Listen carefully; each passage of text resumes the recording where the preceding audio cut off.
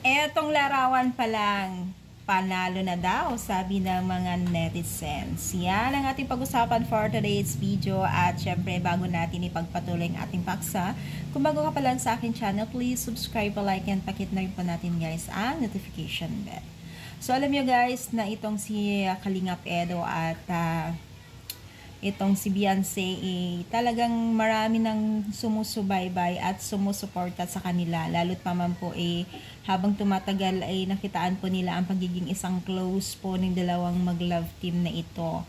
So, yun pa lang, ito pa lang ipanalo na daw at may tendency na maging sila someday. So, kahit alam nyo guys, ang edad ay wala naman po yan pinipili pagdating sa pag-ibig, diba? So, may tendency di umano na magkaroon ng chance na magka-developan itong dalawang mag-love team na si Kalingap Edo at Beyonce. Yan po ang mga sinasabi po ng mga taga-supporters na nila na talaga naman pong marami pong nagmamahal at kinikilig po sa kanila. Siyempre, hindi natin yan maiwasan.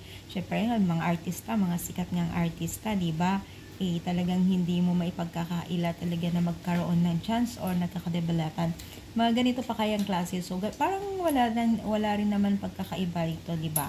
So, alam nyo guys na ilan beses na rin pong nagpalit ng love team. O, isa pa lang naman kasi itong Serena is parang kinakapatid lamang ito ni Kalingap Edo. Pero, ang nakikita ng nakakarami is parang mas maswerte daw si Kalingap Edo ngayon kay Beyonce kasi nakatagpo siya ng mabait na bata na dalagita at talagang napaka-humble and napakaganda at yun ay itong si Beyonce.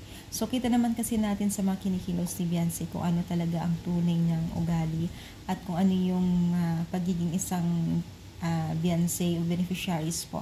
Baga napaka-humble pa rin niya at yan po ang isa sa mga nakitaan din po nila Kalingap Rob na talagang super talagang bait ni Beyonce. Sana nga ipagpatuloy ni Beyonce at yan po ang laging sinasabi ng taga-supporters nila na sana ay di magbago itong si Beyonce.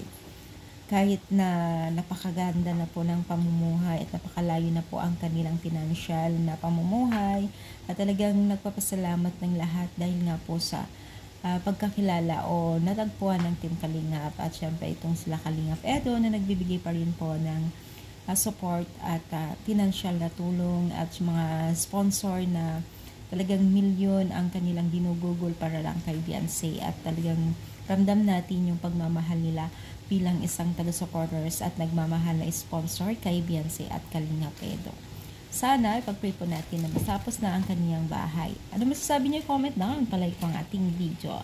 Thank you so much, more power, and syempre guys, God bless all.